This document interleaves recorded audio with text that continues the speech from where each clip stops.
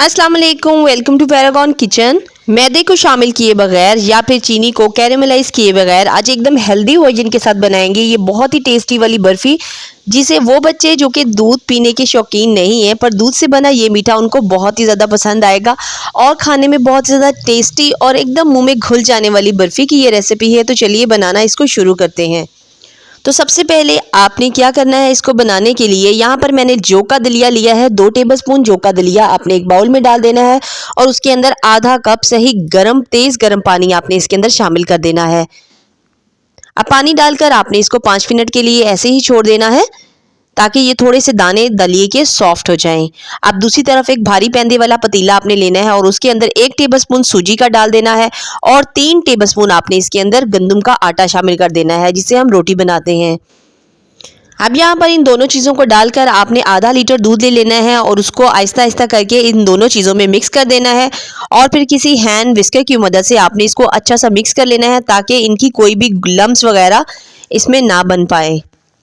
अच्छे तरीके से मिक्स कर देने के बाद आपने फ्लेम को ऑन कर देना है। जब ये थोड़ा सा गर्म हो जाएगा मिक्सचर तो आपने इसके अंदर ये गर्म पानी में भीगा हुआ दलिया शामिल कर देना है।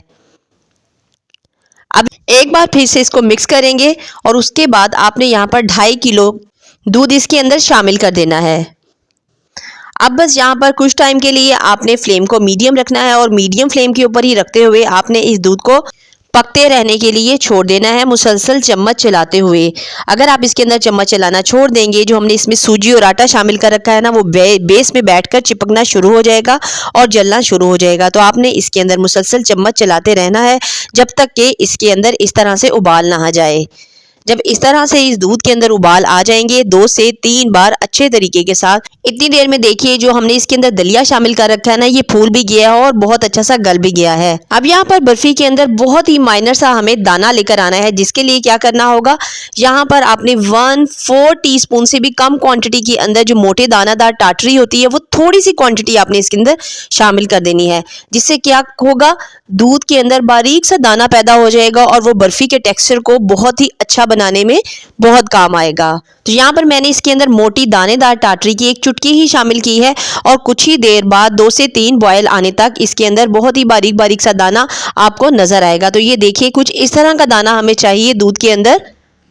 इसको हमने पनीर की तरह बिल्कुल भी नहीं फाड़ना, जैसे मोटी मोटी फुटकड़ी इसके अंदर पैदा करनी, बिल्कुल भी नहीं हमने इसको वैसा फाड़ना। बहुत ही बारीक बारीक दाने शामिल करने के लिए, बनाने के लिए आपने इसमें टाटरी की बहुत ही कम क्वांटिटी शामिल कर देनी है। अब यहाँ पर दूध खासा गाढ़ा हो गया है, पकते हुए आपने इसके अंदर शामिल कर देना है 1 टेबलस्पून देसी घी का, आधा टीस्पून इलायची पाउडर और आधा टीस्पून ही आपने इसके अंदर येलो फूड कलर ऐड कर देना है। इसी स्टेज पर आपने इसके अंदर 1.5 कप चीनी शामिल कर देनी है और फ्लेम को मीडियम रखते हुए ही आपने इसको बिल्कुल भी नहीं छोड़ना, इसके अंदर चम्मच चलाते रहना है, वरना अगर आपने छोड़ दिया तो ये नीचे लगना शुरू हो जाएगा और बर्फी का टेस्ट सारे का सारा खराब हो जाएगा। एंड के स्टेज में जब कुछ इस तरह का गाढ़ा हो जाएगा ये सारा मिक्सचर, तो आपने इसके अंदर मजीद 1 टेबलस्पून देसी घी का शामिल कर देना है, जो कि बर्फी के अंदर बहुत ही अच्छा फ्लेवर पैदा करेगा। और कुछ इस तरह का टेक्सचर आने तक आपने इसको कुक करते रहना है जब तक ये कुछ इस तरह की शक्ल में आ जाए। यही इसकी फाइनल कंसिस्टेंसी है, इतनी कंसिस्टेंसी में आपने इस बर्फी को लेकर आ जाना है। उसके बाद आपने फ्लेम को बंद कर देना है और इसे ठंडा होने के लिए रख देना है। जब थोड़ी ठंडी हो जाएगी तो आपने किसी मोल्ड के अंदर इसको ट्रांसफर कर देना है, जिससे ये इजीली डीमोल्ड भी हो सकेगी। बहुत ही आसानी के साथ आपने इस तरह से सेट कर लेना है इसको और एकदम प्रेस करते हुए इस तरह से 5 से 10 मिनट के लिए छोड़ दीजिए और उसके बाद आपने इस तरह क्लिंग रैप को साइड से पकड़ लेना है और उसके बाद इसे मोल्ड से बाहर निकाल लेना है। अब यहाँ कुछ ड्राई फ्रूट जो मैंने पहले से तैयार करके रखे हुए थे, आपने उनको चॉप कर लेने हैं और इसके ऊपर अच्छे तरीके से फैला देने हैं। अच्छा सा स्प्रेडर की मदद से आपने उनको प्रेस करना है ताकि इसके ऊपर सेट हो जाएं सारे के सारे ड्राई फ्रूट्स और उसके बाद आपने छुरी की मदद से इनको काट लेना है बिल्कुल बर्फी की शेप में। तो मैदे के मुकाबले में ये बर्फ़ी बहुत ही ज़्यादा हेल्दी और टेस्टी है और दूध से बनी ये डिज़र्ट जो बच्चे दूध नहीं पीते उनकी उस कमी को पूरा करने के लिए काफ़ी होगी।